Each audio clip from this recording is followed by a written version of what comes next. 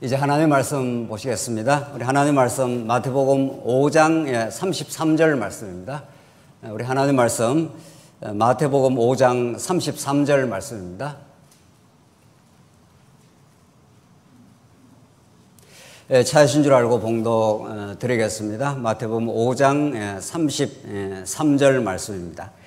또 옛사람에게 말한 바 헛맹세를 하지 말고 내 맹세한 것을 주께 지키라 하였다는 것을 너희가 들었으나 나는 너희에게 이르노니 도무지 맹세하지 말지니 하늘로도 말하지 말라 이는 하나님의 보좌임이요 땅으로도 하지 말라 이는 하나님의 발등상임이요 예루살렘으로도 하지 말라 이는 큰 임금의 성임이요 내 머리로도 하지 말라 이는 내가 한 트럭도 희고 금게 할 수 없음이라.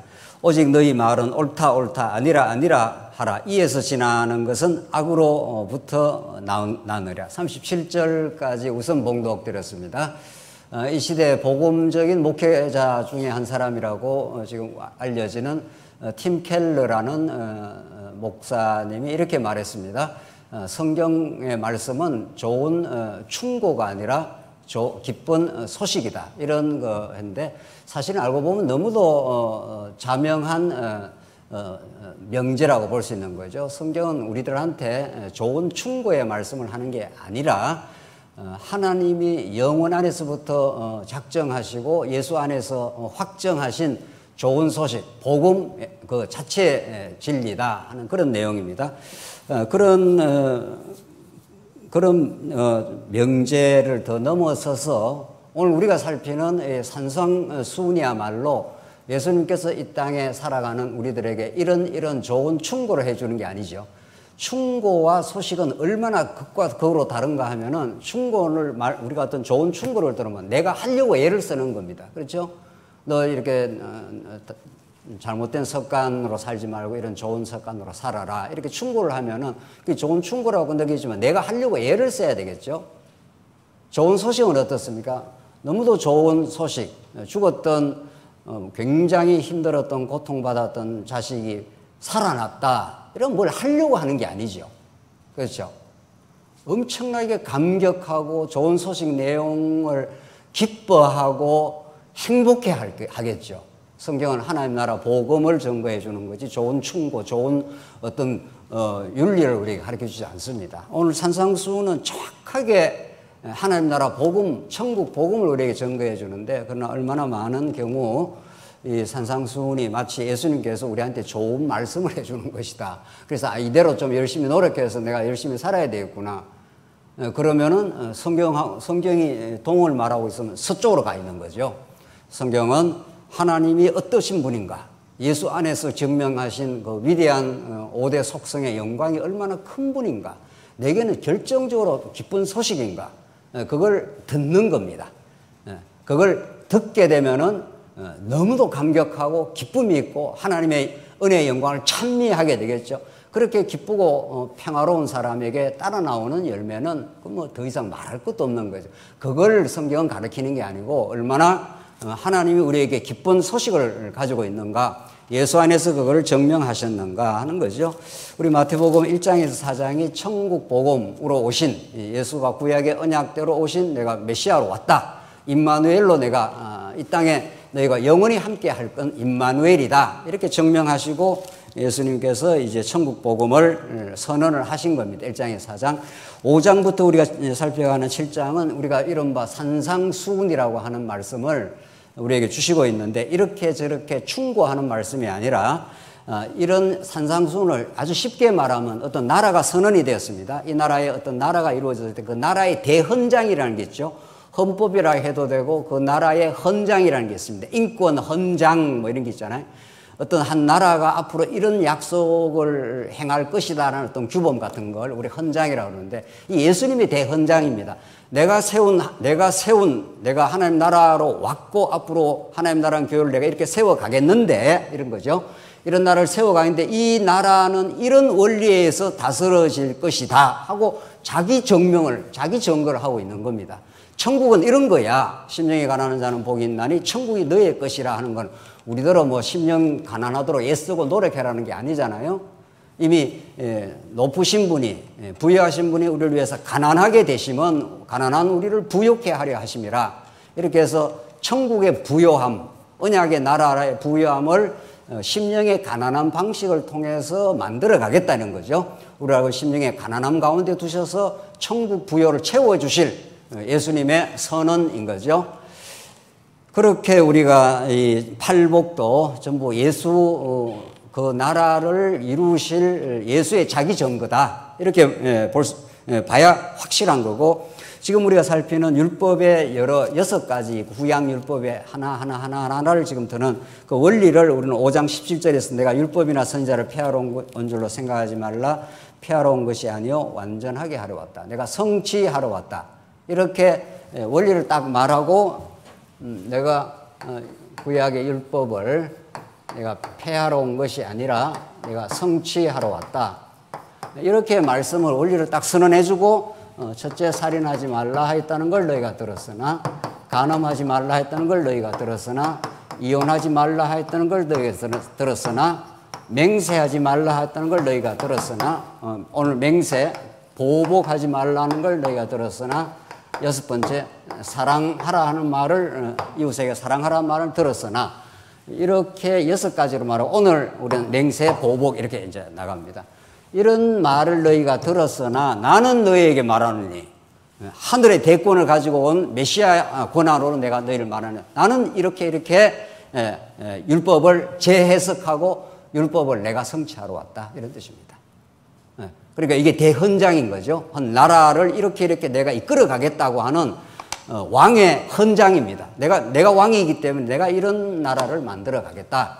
자, 우리가 오늘 이제 맹세입니다. 맹세. 구약에 맹세라는 게 나오는데 실제로 맹세가 너무 많이 나옵니다. 구약에 맹세가 나오는데 오늘 본문 보십시오. 또 옛사람이 말한 바 헛맹세를 하지 말고 내 맹세한 것을 주께 지키라 하였다는 걸 너희가 들었으나, 이게 실제 신명기에 나옵니다. 신명기 제가 읽어드리죠. 이건 그대로 제가 읽어드리겠습니다. 찾지 마시고 신명기 23장 21절 내 여호와 내 하나님 여호와께 서원하거든. 서원 맹세 똑같습니다. 갚기를 더디하지 말라. 내 하나님 여호와께서 반드시 그것을 내게 요구하시리니 더디면 그것이 내게 죄가 될 것이니라. 이렇게 되어 있습니다. 그러니까 서원을 하게 되면 반드시 그걸 지켜야 된다. 이런 거죠. 그걸 하게 되면 내게 그게 죄가 된다. 이런 말들을 그냥 그야말로 팀 켈러식으로 우리 좋은 충고로 봐도 내가 이걸 해야 되겠구나 이렇게 되는 거죠. 이러면 이제 도덕 윤리가 되는 거죠. 기쁜 소식이 되는 게 아니라 그게 부담이 되는 거죠. 이걸 내가 하려고 하니까. 조금 뒤에 가면 나옵니다만은 땅으로도 하지 말고 하늘로도 하지 마. 너희는 머리로도 하지 마. 내 머리 털업도 내 한 털업도 희고 금괴할 수 있는 능력이 없어. 이런 거죠. 뭐 맹세라는 거 어떨 때 우리가 합니까? 우리가 보통 맹세를 할 때는 내가 이걸 반드시 하겠다. 반드시 하겠다. 하늘로도 땅으로도 내가 맹세를 맹세라는 건 항상 자기보다 더 상위 권위 앞에서 맹세를 하는 거죠.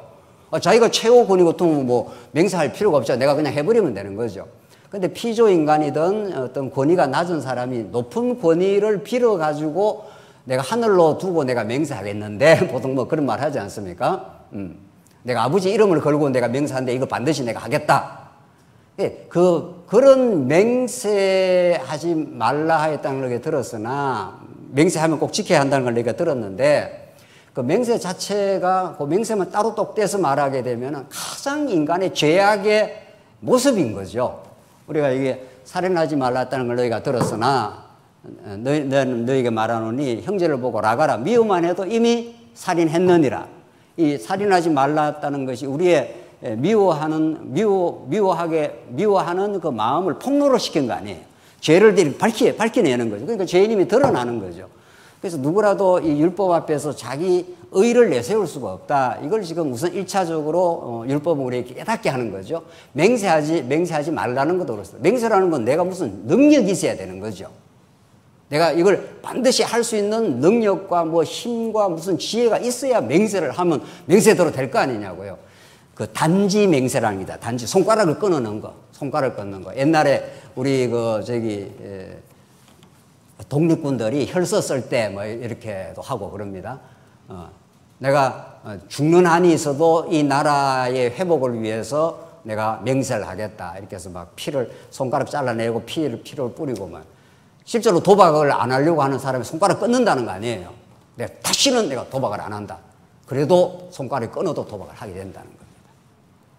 그러니까 인간의 맹세가 얼마나 허무하다는 걸 내가 이렇게 하겠다. 그걸 야고보서는 이렇게 말합니다. 어떤 사람이 내가 어느 도시에 가서 2년을 유하며 이익을 보리라 하는 사람아, 그렇게 하지 말라. 내가 반드시 어느 도시에 가서 2년을 유하며 내가 이익을 보리라. 맹세. 그렇게 내가 내 자신의 어떤 그 의지를 걸고 내 의를 걸고 이렇게 하리라 하는 사람아, 그것이 얼마나 어리석은 줄 아느냐. 너는 잠깐 있다가 없어져 안개니라. 하나님의 뜻이면, 하나님께서 언약한 뜻이면 이것도 하고 저것도 하라. 그렇게 하라. 야고보서 그렇게 말해요. 그 말이 무슨 말입니까? 인간 스스로가 뭘 하겠다고 딱 이렇게 나서는 순간부터 그게 하나님 자리에 올라가는 하나님과 같이 됨이라는 겁니다. 또 우리 애들이 지가 뭐 잘못해놓고 아빠 엄마 내가 다시는 어떻게 뭐라 그러죠? 뭐 안 하겠다 뭐 이런 말 하잖아요. 그럼 조금 있으면 또 어떻게 합니까? 또 합니다. 자, 오늘 지금 이 그 맹세라는 이 맹세라는 주제는 우리들은 뭐 맹세를 하질라 하지 말라 이걸 말하는 게 아니라는 거죠. 무슨 좋은 충고를, 도덕적인 교훈을 말하는 게 아니라 인간의 그 실체가 어떤 거고, 그 맹세는, 성경에서 나오는 맹세는 누가 하는 거냐는 거예요. 성경에서 하는 맹세는 아브라함과 이삭과 야곱에게 맹세한 대로 이렇게 계속 나옵니다. 이제 구약에. 그러니까 맹세는 인간이 자기 머리털 하나 희고 검게 할 수 있는 능력이 없잖아요. 염색약으로 또 희고 검게 한다고 막 빡빡 우길란가는 모르죠. 또 그런 피상적인 이야기 말고요. 우리는 그런 능력이 없다고요. 그래서 맹세는 하나님이 어떠신 분인가를 가르쳐주는 하나님의 언약의 방식이라고요.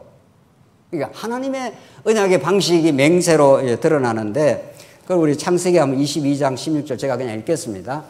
이거 하나님이 어떻게 맹세를 하는가? 지금 아브라함이 이제 시험 끝나고 나서 사건인데, 이르시되 여호와께서 이르시기를 내가 나를 가리켜 맹세하노니 내가 이같이 행하여 내 아들 내 독자도 아끼지 아니하였은즉 내가 내게 큰 복을 주고 내 씨가 크게 번성하여 하늘의 별과 같고 바닷가의 모래와 같게 하려니 내 씨가 내 대적의 성문을 차지하리라. 이게 하나님의 맹세입니다. 하나님이 그렇게 표현을 씁니다. 하나님이 지금 맹세를 하는데 반드시 내 땅을 차지하게 된다. 아브라함을 이삭 갖다 바친 사건을 그걸 하나님이 다 지켜보고, 그 하나님 다 아시는 거죠. 지켜보고 하나님이 내가 나를 가리켜 맹세한다. 이게 22장 16절에 그렇게 나와요. 요셉이 하는 말씀을 또 읽어드리겠습니다. 요셉이 창세기 50장 24절인 요셉이 그 형제들에게 이르되 나는 죽을 것이나 하나님이 당신들을 돌보시고 당신들을 이 땅에서 인도하여 내서 아브라함과 이삭과 야곱에게 맹세하신 땅에 이르게 하리라 하시고 내 해골을 가지고 올라가라. 반드시 하나님께서 당신이 스스로를 걸고 스스로의 이름을 걸고 하신 맹세를 하나님이 이루고야 만다. 너희는 그걸 내가 이렇게 하겠다 저렇게 하겠다 할 권한이 없다. 또 그렇게 한다고 되어지는 것도 아니다. 내가 어디에 가서 2년을 유하며 2년을 유할지 가서 1년 살다가 돌아올지 며칠 만에 죽을지 아무도 모른다는 거예요. 우리 미래를. 그런데 사람들은 내가 이렇게 2년을 어디에 가서 유하해서 장사를 해서 이익을 보리라 하는 사람아, 이 허탄한 사람아 이런 거죠. 너희는 잠깐 있다가 사라질 안개라. 안개라는 것은 이렇게 아침에 이렇게 안개가 생겼다가 태양이 뜨면 흔적도 없이 사라져 버립니다. 사실 우리의 존재가 그렇습니다. 여러분과 제가 좀 한 80, 90 살면 오래 사는 것처럼 해도 영혼의 빛에 비추면 잠깐 있다가 진짜 인연 따라왔다가 인연 따라 사라져 버립니다. 아버지, 어머니의 어떤 인연 따라서 우리가 등장했고 누구 만나서 어떤 사람 만나냐에 따라서 내 인생의 역사가 확 달라집니다. 그렇죠? 내가 뭐 젊은 날 이렇게 하려고 했다는데 배우자를 어떤 사람 만나냐에 따라서 사는 방법과 사는 지역도 결정이 납니다. 전혀 달라집니다. 만약에 A라는 배우자를 안 만나고 B라는 배우를 만났으면 한국에 안 살 수가 있는 겁니다, 우리가. 제가 알고 있는 어떤 지금 호주에 사는 그 우리 권사님 한 분이 있는데 남편이 이민 가는 거 그렇게 싫어했답니다. 근데 아내가 어제 갑자기 신문 보고 말이죠. 뭐 이민 설명회가 있어갖고 그 신문이 아침에 그 왜 등장하나요? 아침에 일어났는데 그 신문이 딱 이렇게 눈에 띄더랍니다. 아, 눈에 띄도 보통 사는 것도 뭐 그런가 보다 하고 지나는데 그 사람 눈에는 그게 딱 들어왔습니다. 한번 가볼까? 이렇게 갔다는 거예요. 그게 그 사람의 인생 역사를 확 바꿔놔 버렸습니다. 그 남편은 막 이민 나는 막 한국에 살고 싶다 그러는데 아내가 너무도 해외를 가고 싶다 해갖고 뭐 아내가 그렇게 하니까 남편이 듣게 됐다는 거죠. 그 인생이 확 바뀌어요. 지금 완전히 바뀌어져 버렸습니다. 어떤 하나의 변수, 신문 하나 딱 아침에 신문, 조간신문 딱 든 게 눈에 딱 들어온 게 그 사람의 인생을 바꾸어 놓습니다. 여러분과 제가 뭐 이거 반드시 하겠다 이 말은 그러니까 구약의 서원이라는 건 전부 약속에 근거하고 있습니다. 야곱이 서원하지요. 야곱이 이제 형의 복수의 피를 때려 나갔습니다. 그래서 들에서 유숙함에 있는데 하나님이 나타났습니다. 하나님 뭐라고 약속해 줍니까? 반드시 내가 너와 함께하고 반드시 너가 다시 돌아갔다 이 땅으로 돌아오게 할 거라. 그 약속을 합니다. 그러니까 야곱이 그 약속의 말씀을 듣고 내가 하나님 나를 이 땅으로 다시 돌아오게 하시면 이 기둥이 여호와의 하나님의 집이 되고 내가 10의 1조를 하나님께 드리겠습니다. 그게 11조의 첫 시작입니다. 하나님이 돌아오게 하시면 내가 이렇게 해서 11조를 바치겠나이다. 그 후에 야곱이 했다 안 했다 그런 말이 성경에는 없어요. 그러나 그것이 처음 그렇게 약속에 근거해서 반드시 이렇게 하겠습니다라는 그 서원은 앞에 하나님께서 돌아오게 하겠다는 언약이 전제가 돼 있는 거죠. 그래서 진짜 이 백성들이 돌아옵니다. 야곱이 여러 아내를 거느리고 많은 재산을 불어서 돌아오고 나중에 그것이 11조의 기원이 되는 거죠. 11조라는 건 하나님께 열일 중에 하나를 드려서 하나님의 사람들이라고 확정을 해주는 사건인 거죠. 열의 하나를 드리면 열의 9 전부가 하나님의 것이 되었다. 하나님 나라 백성이 되게 만들어 주신다. 이런 거죠. 그래서 성경에 나오는 서원은 인간의 어떤 의지나 내가 뭘 하겠다는 것을 선언하는 게 아니라 이미 약속을 해놓은 약속에 근거해서 하나님께서 이렇게 해 주시면 이렇게 하겠습니다 라고 하기 때문에 그것은 인간 의지를 앞세운 게 아니죠. 하나님의 의지, 하나님의 맹세를 앞세운 거죠. 그래서 하나님의 뜻대로 그런 서원하는 마음을 주셔서 이루어 주시는 거죠. 우리 신약에서는 어떻게 말하는가 봅시다. 맹세는 우리 요거는 직접 한번 찾아봅시다. 히브리서 6장 16절 가봅시다. 히브리서 6장 16절 말씀입니다. 맹세라는 것이 어떤 성격을 가지고 있는가? 히브리서 6장 16절입니다. 찾았습니까?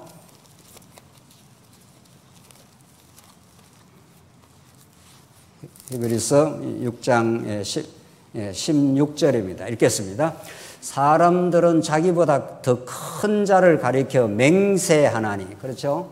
우리가 어떤 맹세를 할 때는 자기 권위보다도 훨씬 큰 사람을 두고 맹세하는 거죠. 내가 하늘을 두고 맹세하는데 이렇게 하겠다. 맹세라는 건 그런 형식을 취한다는 거죠. 맹세는 그들이 다투는 모든 일의 최후 뭐라고 그랬습니까? 확정입니다. 맹세라는 건 마지막에 하는 거죠. 어떤 약속을 어떤 사람이 했다든가 뭘 했다고 하는데 약속이 자꾸 어그러지고 이러기 때문에 내가 진짜 마지막으로 맹세하겠다. 이런 말 표현 쓰지 않습니까? 예. 이거는 내 전제를 걸고 하겠다. 그래서 왜 맹세를 하는가 하면은 그 사람이 이 A라는 당사자가 하는 약속을 잘 안 믿을 때 사실은 하는 겁니다. 내가 앞으로 내가 뭐 큰 집을 내가 몇 년 만에 사서 당신을 행복하게 해주겠다. 그러면 뭐 잘 안 믿어지는 거죠. 예. 그게 될지 안 될지 뭐 어떻게 잘 모르는데 그런 약속을 하다가 약속 정도가 아니고 내가 마지막으로 말하는데 이런 거죠. 소위 말해서. 그렇죠? 더 이상 이제 약속은 없다. 최후 확정이다. 이런 뜻입니다. 내가 내 목숨을 걸고 내가 맹세한다. 이쪽 나가는 거죠. 맹세라는 성격이 그렇다는 겁니다. 다투는 일에 있어서 최후 확정이라는 겁니다. 내가 이대로 만약 안 되면은 내 사업 전체를 당신에게 다 던지겠다. 뭐 이런 거. 내 직을 걸고 내 일을 내가 수행을 하겠다. 뭐 이런 거 있지 않습니까? 뭐 대통령 뭐 저기 내각 장관들이 어떤 일을 이렇게 선언하고 뭐가 잘 안 되면 내가 이 적을 걸고 내가 반드시 일을 수행하겠습니다. 뭐 이런 거죠.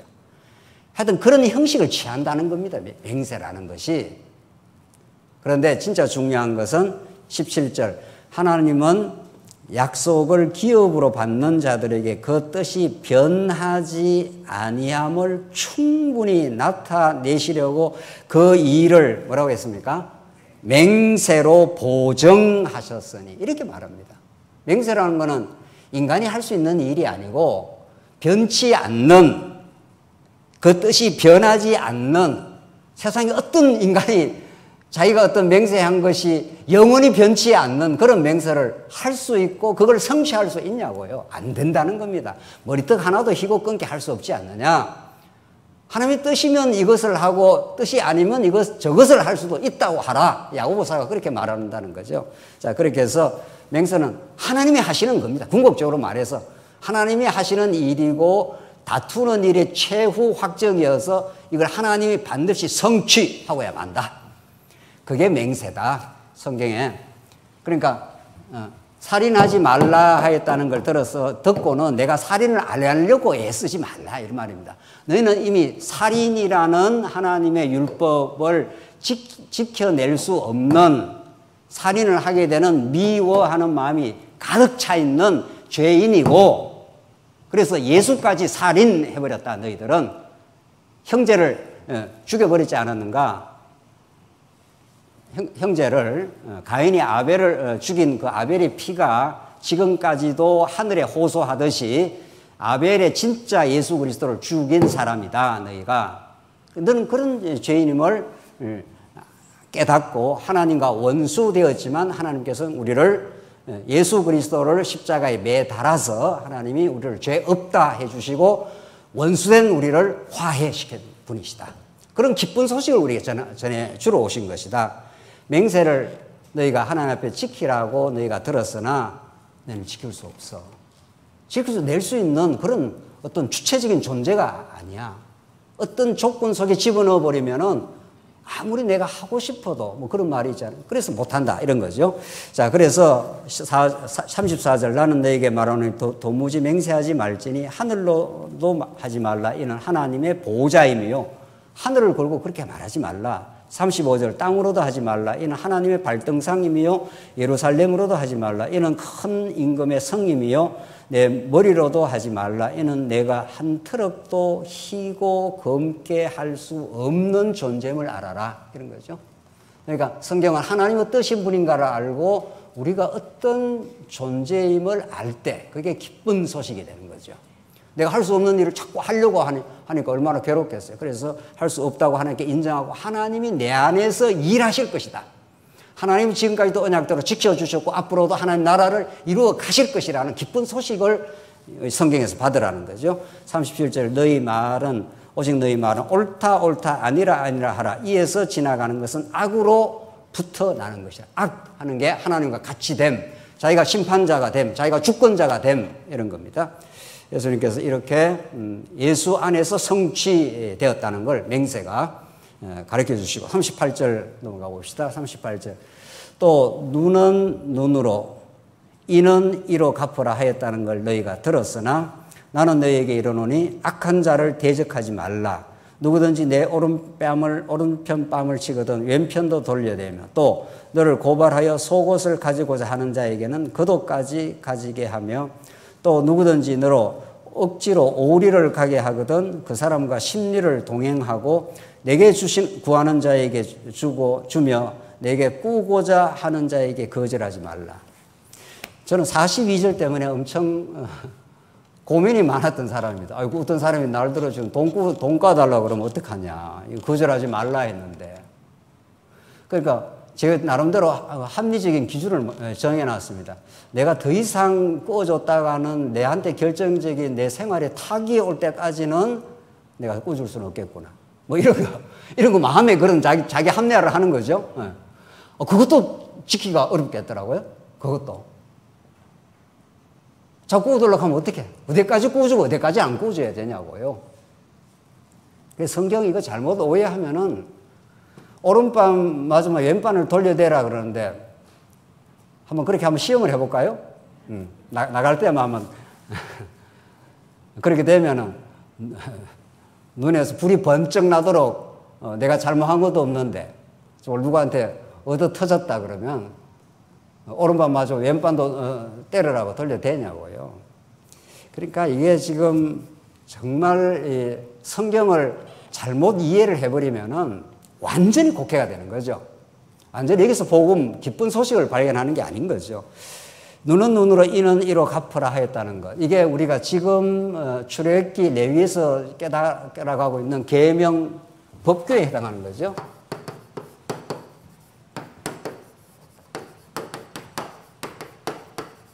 규례는 계명은 가장 큰 원칙이고 십계명 하나님 사랑과 이웃 사랑이고 법규는 요것의 세법입니다. 세법이죠.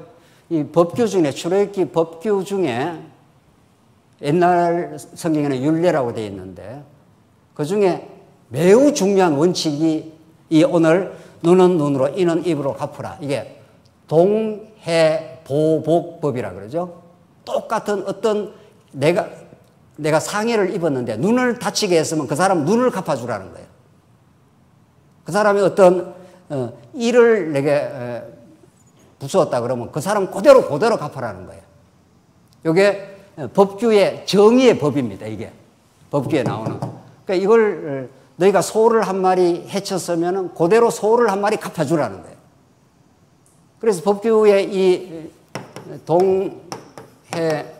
동해보복법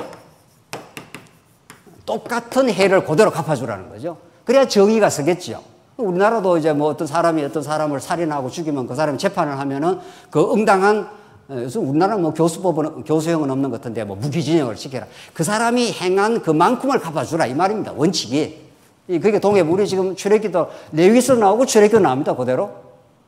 이 동해보복법의 다른 표현이 배상법입니다.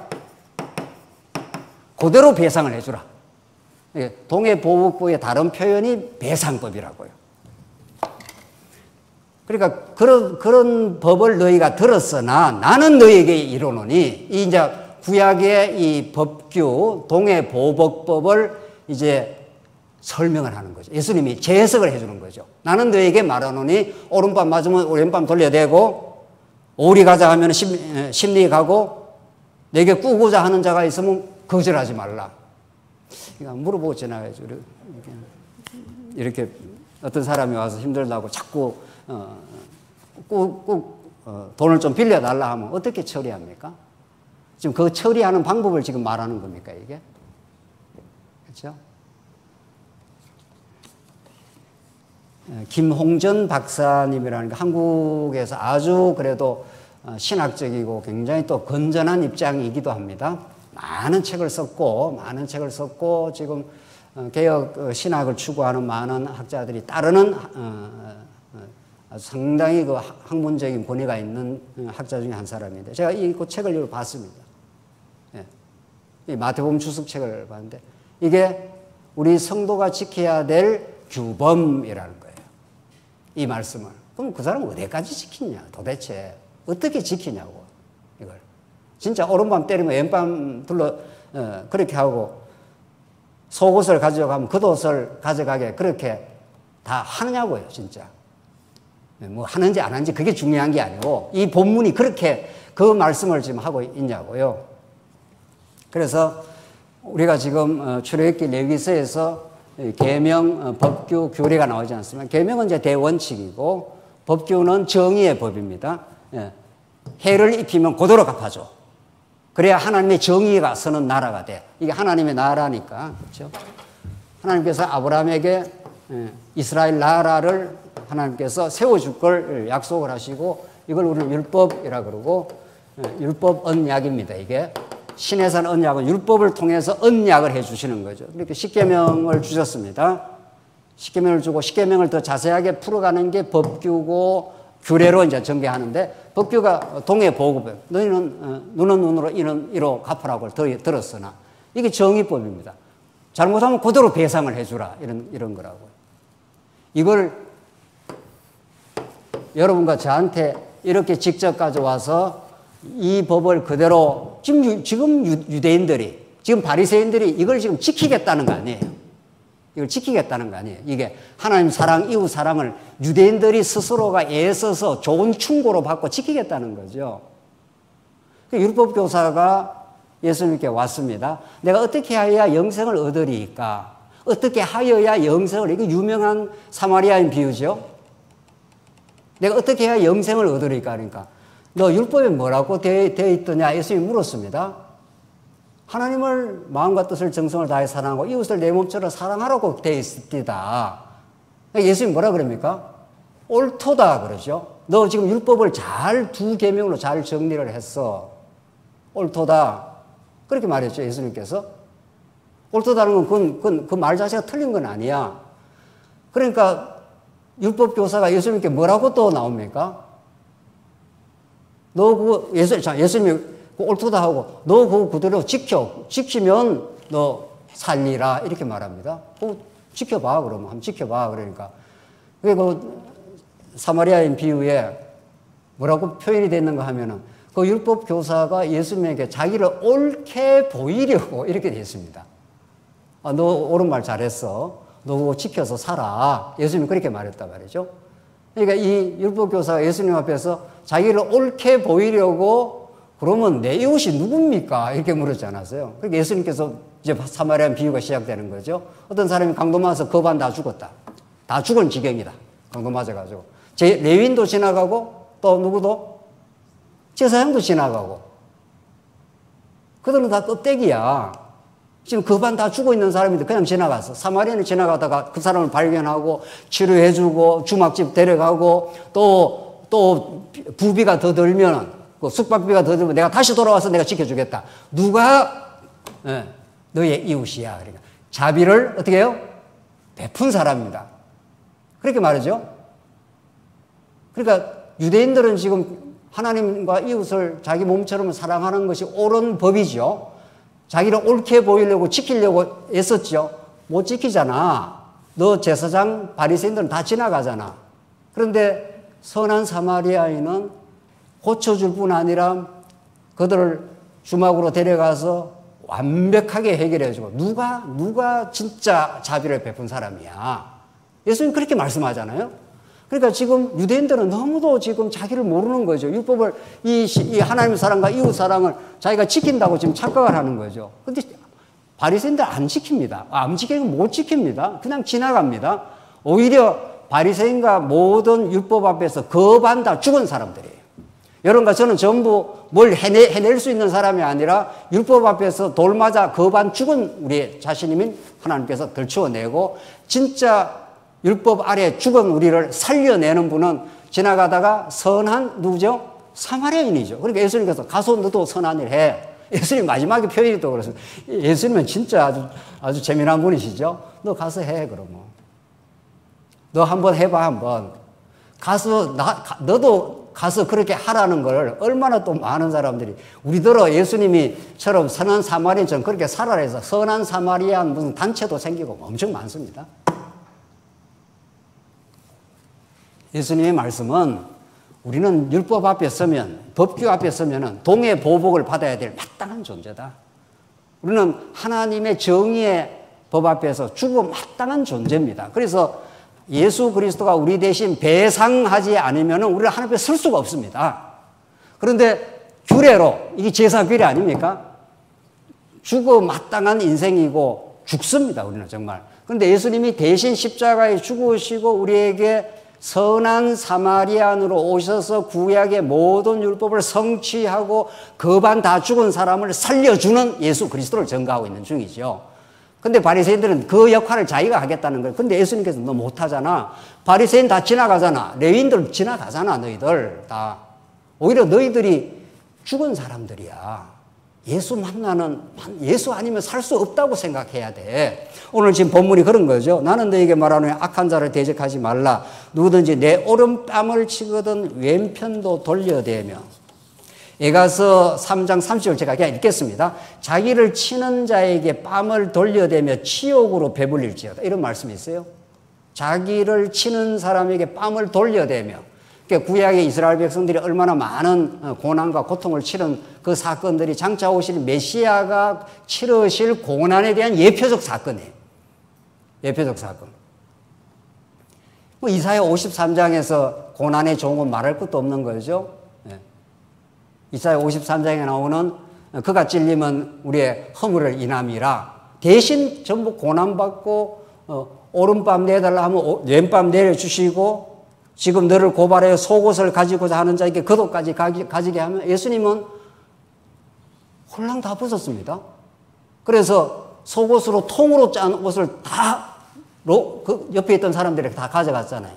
그래서 예수님 완전히 다 벗김을, 부끄러움을 치르고 그가 입었던 옷까지 전부 다 벗김을 당했습니다. 억지로 오리를 가자 하거든 그 사람과 심리를 동행하며 우리 대신 십자가에서 저주받아 죽으심으로 우리가 가야 될 지옥의 그 자리까지, 음부에까지 내려가셔서 우리 대신 성취를 해주신 분인 거죠.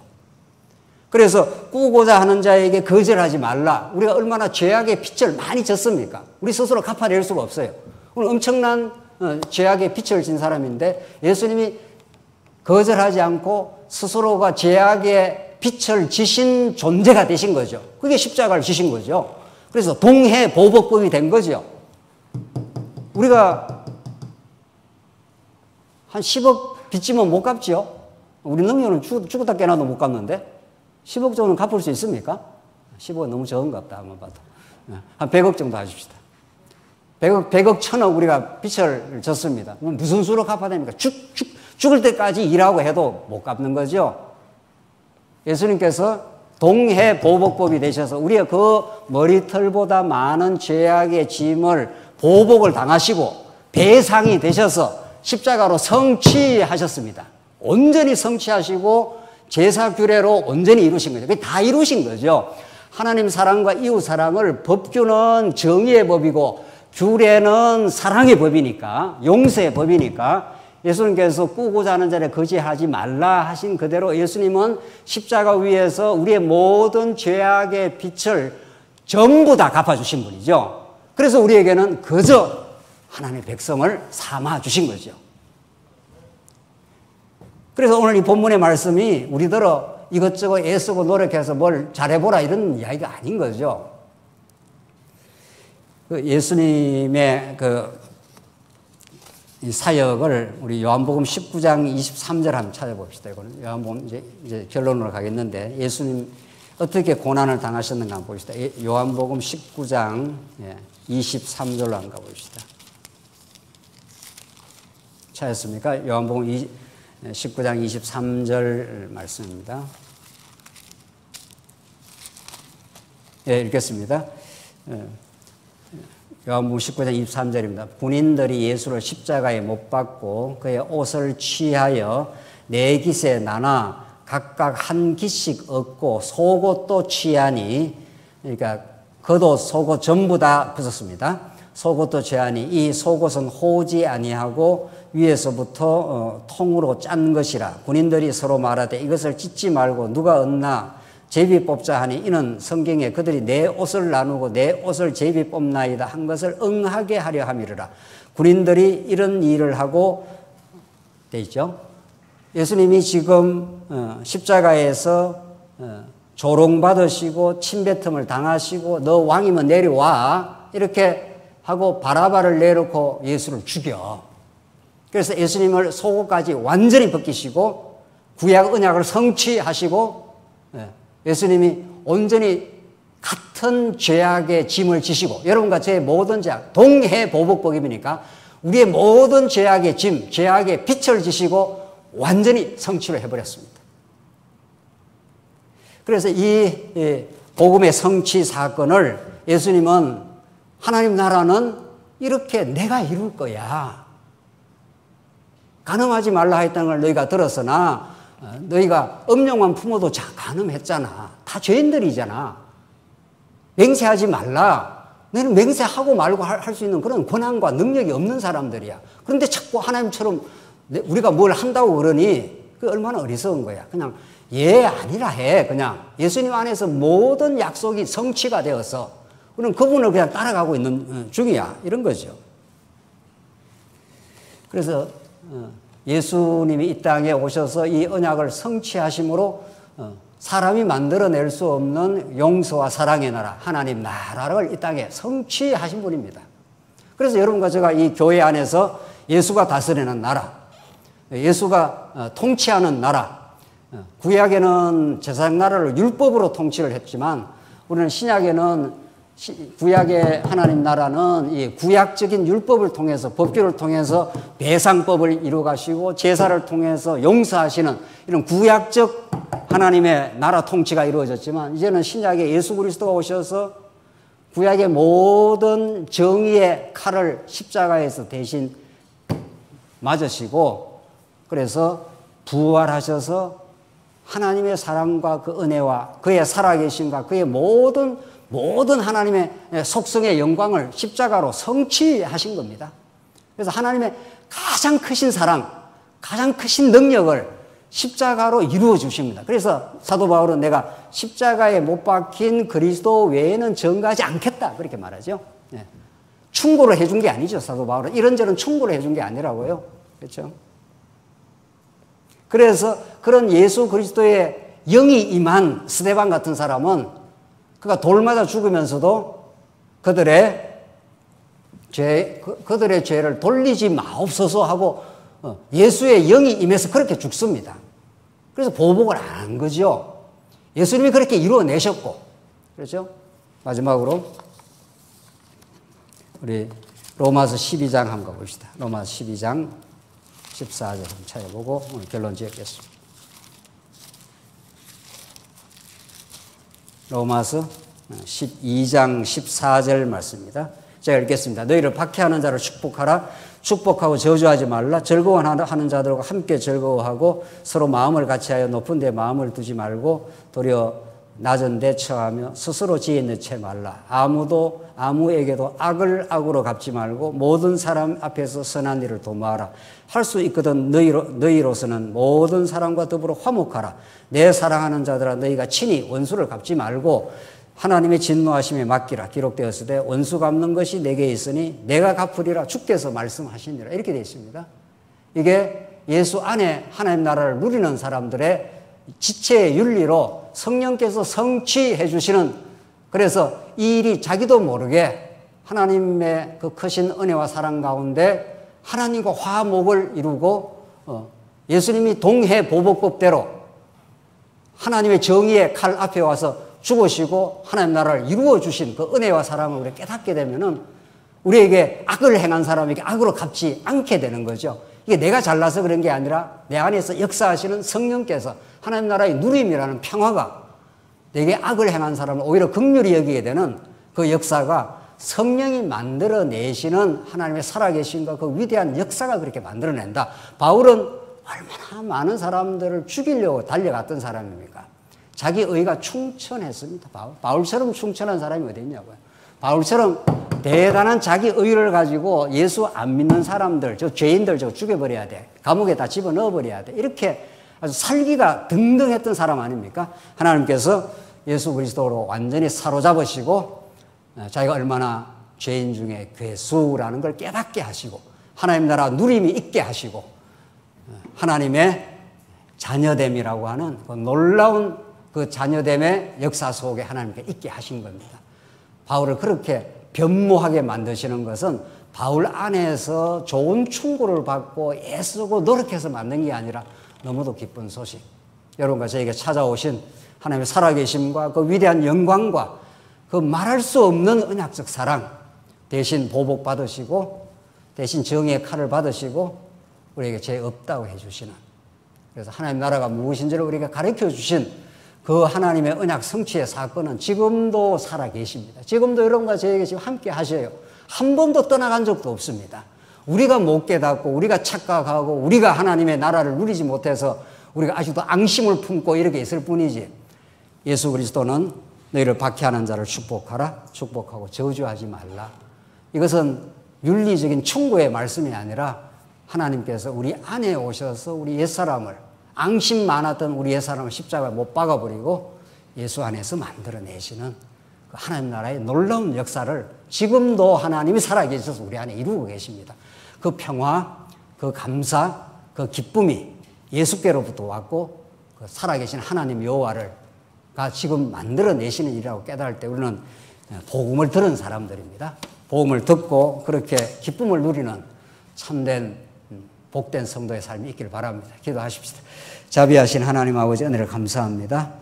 하나님께서 우리 대신 보복당하시고 하나님의 정의를 이루어내심으로 우리에게 참 사랑을 가르쳐 주심을 너무도 감사합니다.